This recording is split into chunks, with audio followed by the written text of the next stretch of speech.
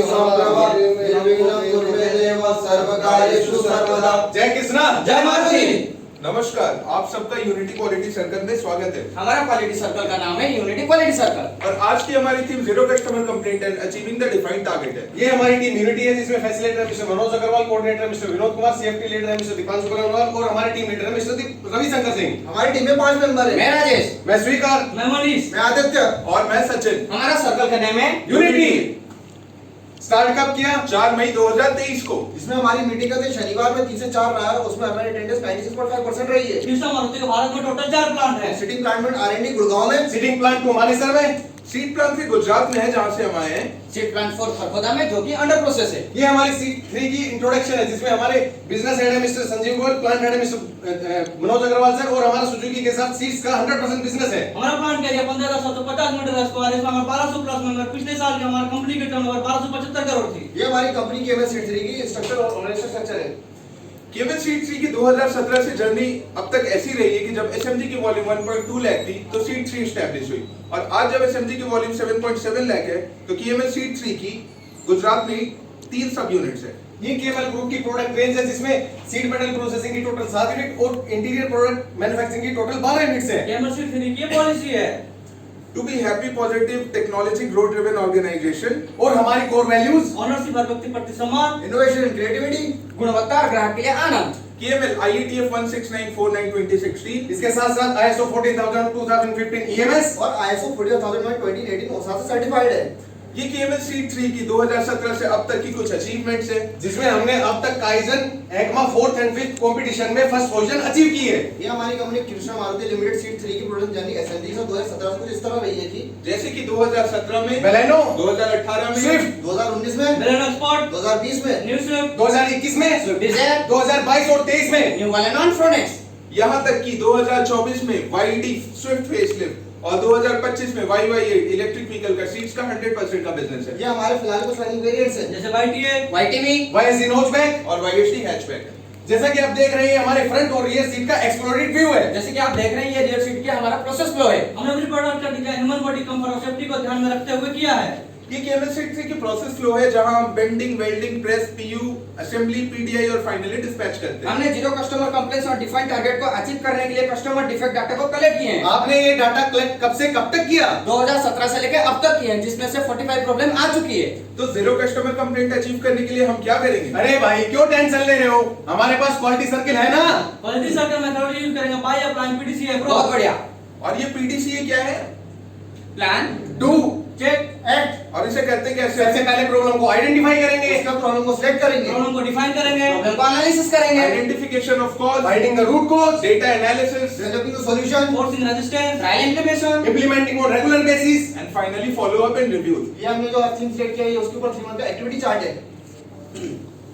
Step 1 identification of problem. सबसे पहले हम प्रॉब्लम को आइडेंटिफाई करेंगे with the help of brainstorming. उसके बाद हमने टोटल 51 प्रॉब्लम को एबीसी कैटेगरी में डिवाइड किया जिसमें हमको ए में 20, बी में 26 और सी में 5 चाहिए। अरे भाई ये एबीसी कैटेगरीज होती क्या है? ये कैटेगरी में वो प्रॉब्लम्स आती है जिसे हम खुद से रिजॉल्व कर सकते हैं। और बी कैटेगरी से वो प्रॉब्लम आती है सपोर्टेड डिपार्टमेंट की हेल्प से रिजॉल्व और सी करते हैं। कैटेगरी में आता है जिससे मैनेजमेंट की हेल्प लेते हैं। Step 2 selection of problem.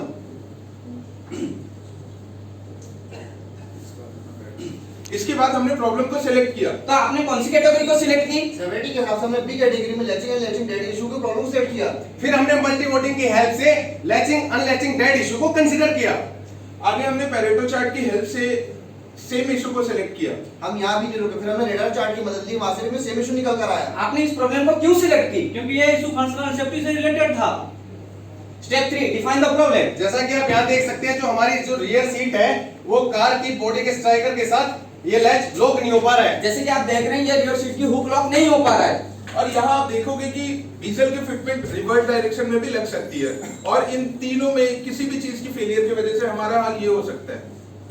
तो फिर आपने इस प्रॉब्लम को एलिमिनेट करने के लिए सबसे पहले तुरंत एक्शन क्या लिए? हमने सबसे पहले लैचिंग एंड लैचिंग के फंक्शन की चेकिंग पॉइंट को इंक्रीज किया। इसके बाद हमने स्टॉक को वेरीफाई किया, वहां फाइनल स्टिकर पे कंटेनर मार्केट स्टार्ट की। उसके बाद हमने ऑपरेटर इंस्पेक्टर को इससे रिलेटेड ट्रेनिंग दिया। फिर हमने जीरो डिफेक्ट को टारगेट में सेट किया। Step 4 analysis of data. फिर हमने प्रॉब्लम की एनालिसिस स्टार्ट की। तो आपको एनालिसिस में क्या मिला? रियर सीट की लैचिंग अनलैचिंग डेड इशू मिला। कब मिला? सीट में इंस्पेक्शन के दौरान मिला। कहाँ मिला? कस्टमर रेंट पे मिला। किसे मिला? लाइन इंस्पेक्टर को मिला। कैसे मिला? सीट की फंक्शनल टेस्टिंग के दौरान मिला। Step 5 identification of cause. इसके बाद हमने कॉस्ट को आइडेंटिफाई करने के लिए फिशबोन डायग्राम का हेल्प लिया। इसमें ऑपरेटर फटीगोस पे संगठन में कमी मिली। फिर हमने 4M कंडीशन को चेक किया जिसमें man machine method material okay मिला। स्टेप 6 अकरेंस का एक्चुअल रूट कोज पता करने के लिए हमने YY एनालिसिस टूल का यूज किया। हमें रियल स्टेट में लैचिंग अनलैचिंग डेट मिली। डेट क्यों मिली? क्योंकि नॉब काम नहीं कर रहा था। क्यों काम नहीं कर रहा क्योंकि था? नॉब बाहर आ गई थी। ना बाहर क्यों आ गई क्योंकि थी? प्रॉपर असेंबल नहीं हुई थी। असेंबल क्यों नहीं हुई थी? क्योंकि असेंबली मेथड में कुछ कमी रह गई थी। फिर हमने उसके बाद आउटफ्लो के एक्चुअल रूट कोज को पता करने के लिए YY एनालिसिस टूल का फिर से यूज किया। हमें रियल स्टेट की लैचिंग और अनलैचिंग डेट मिली। डेट क्यों मिली? क्योंकि नॉब काम नहीं कर रहा था। क्यों काम नहीं कर रहा था?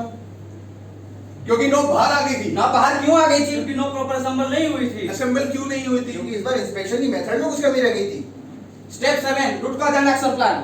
चलो यार, इतनी मेहनत के बाद आखिरकार हमें रूट कोज मिल गया। हमारा एक्चुअल रूट कॉज ऑपरेटर की डिपेंडेंस थी। तो फिर अब हम इसके लिए क्या करेंगे?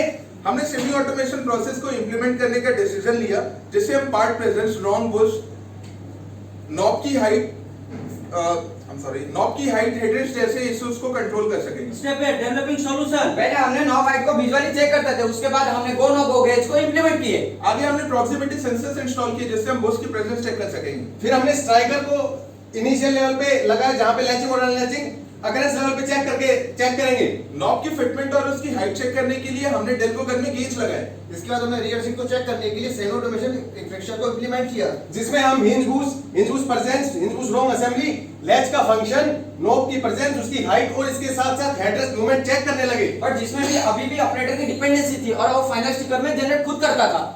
आगे हमने इसे पीएलसी से कनेक्ट कर दिया, जिससे कि सारे फंक्शंस ओके होने पर ही फाइनल स्टिकर जनरेट होंगी। इस प्रकार का निजाम सेट करने के लिए कुछ मटेरियल की भी जरूरत थी। इस प्रोग्राम में मैकेनिज्म में जो मटेरियल को सेटअप करने के लिए मटेरियल की जरूरत थी, उसमें पीएलसी प्रोग्रामिंग हमने मेंटेनेंस टीम की मदद से लिया, आईटी टीम से, कंप्यूटर्स एंड न्यूमेटिक्स से मेंटेनेंस से लिया। ये सारे मटेरियल हमने हमारे ऑब्सोल्यूटेड मॉडल्स स्क्रैप यार्ड से कलेक्ट किए, जिससे कि हमारा कैपिटल और टाइम दोनों सेव हुए। Step 9 forcing resistance. इस सेमी ऑटोमेशन पोकोयाको को इंप्लीमेंट करने के लिए सबसे पहले हमने हमारी मैनेजमेंट से अप्रूवल ली। डिजाइन को कंप्लीट करने के लिए हमारी मेंटेनेंस और पी टीम ने हमें सपोर्ट किया।